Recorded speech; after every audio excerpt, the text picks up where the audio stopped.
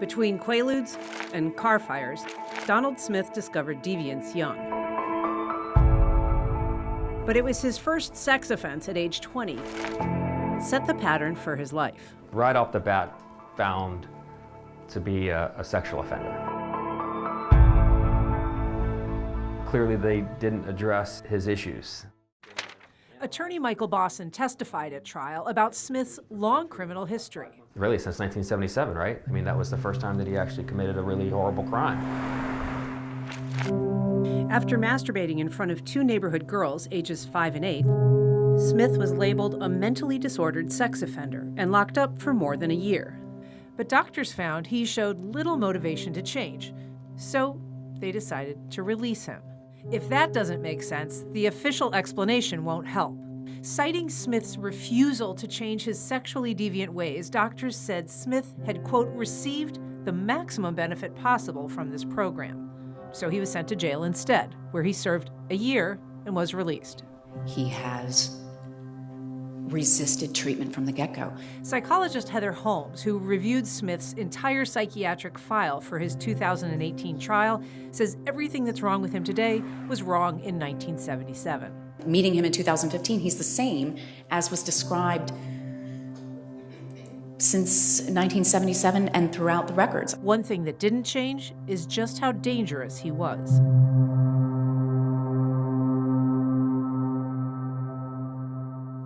He told me to get the f in the pan. Doctors who recommended Smith's release had warned he remained a danger to society and was highly probable to offend again. And he did with Carrie Ann Buck in 1992. He looked at me like he was going to kill me. Buck was 13 years old when Smith tried to kidnap her 2 blocks from her home before chasing her to a school playground where she hid in a slide. He said, I know you're in there, you little bitch, and I'm going to find you. Later that day, Smith tried to lure 2 other girls into his van. That's a face I'll never, never forget. I see his face every time my kids go outside to play. Convicted of the kidnapping, Smith could have gotten life in prison, but ended up serving just 6 years. He got a lot of breaks. He also slipped through the cracks. Semen on his chest and KY lubricating jelly on his hands. In this 1998 case, police found Smith in his car, his pants unbuckled. Along with a bottle of vodka and a bottle of urine, police found drawings of penises, along with a note that said, "I want to see you hang by your neck." Again, pretty alarming. Disturbing as the case might sound, nothing came of it. Mark Khalil, who prosecuted the Cherish Periwinkle case, had never even heard of it. I mean, given all of the attention this case has had, I had never heard about that either. Right, and neither did I. In my review of all of his history prior to me testifying at the trial, I did not come across that as well. One reason the case may have gotten buried is because it's classified by the court system as a traffic crime. Also, around that time, Smith was getting arrested and released constantly.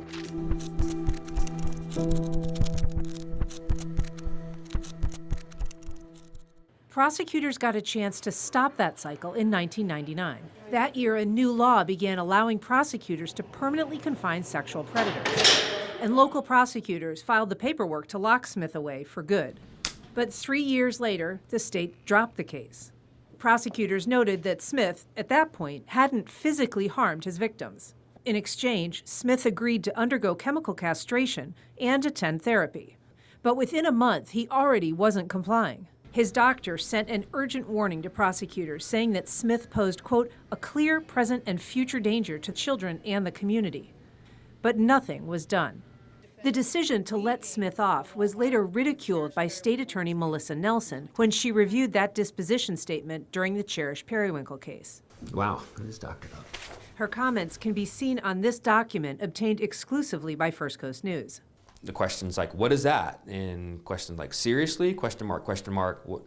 So there's a lot of pushback from whoever wrote these comments. Bosson didn't know that Nelson wrote the comments, but he says they raise legitimate questions. Or why the prosecutor chose at the time not to just pursue it through the jury and let the jury decide, I don't have an answer for. It's a great question. And it wasn't just attorneys that let Smith off the hook. After a crack cocaine arrest sent Smith back to prison on a parole violation, he was again reviewed for permanent detention in 2006. I don't know how this conclusion was reached. This time, the doctor said he didn't qualify. I was just exquisitely surprised. The doctor who evaluated him agreed with every other doctor in Smith's past that he was a mentally disordered sex offender. But when it came to permanently confining him, he said no. I wondered if it was a typo at the end that said he did not meet criteria. Because if this person with these characteristics that has been described as dangerous, as a pedophile, is not meeting criteria because he's considered dangerous as a sexual predator, then I don't know who would be. Amazingly, even that wouldn't be the last missed opportunity.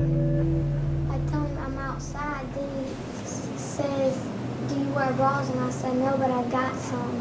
Then he asked me if I had hair on my private, and I said, "No." Christina Hand was 10 in 2009 when Smith called, pretending to be a child abuse investigator. He wanted to examine her, he said, to see if she'd been sexually assaulted. I mean, it's kind of scary that it all happened. Now 19, she remembers her grandma agreeing to drive her to McDonald's to meet Smith.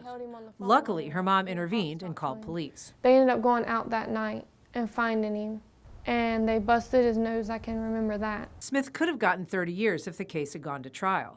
But Hand's mother was reluctant to put her little daughter on the stand, and prosecutors made a deal. After 2 years in the Duval County Jail, on May 31st, 2013, Smith was released. 3 weeks later, a final missed opportunity. Jackson 911, Robinson. The night Cherish Periwinkle was killed. I think my daughter's been taken by a stranger. Called to a Northside Walmart at 11 o'clock at night, police initially dismissed the child abduction as a custody dispute. If they would have acted faster, they would have found Cherish in ample time. Cherish's mother, Rain Periwinkle, says at first she was treated like a suspect. Detective Cullen looked at me and he said, "You did it, I know you did it, and you're going to prison." The doubt spelled delay. It would be 3 hours before the Jacksonville Sheriff's Office started the Amber Alert process, and another 2 hours before the alert was issued. Do I think that we would have found her in time to save her? Probably not. But if that was your 8-year-old little girl, would you want us to try? Once officers began to work the case in earnest, things went fairly quickly. Police found the van the next morning, arrested Smith without incident, and began an investigation that ultimately landed him on death row. They also found Cherish Periwinkle, or rather, they found her body, stuffed under a log in a tidal marsh, her long hair floating in the water. You have the following rights under the United States Constitution. You do The not story's make end statements. was tragic, and tragically unsurprising. It's been present throughout the past, 40 years. In fact, you have an opinion that he is of the most dangerous sex offenders you have ever evaluated. Yes, he is.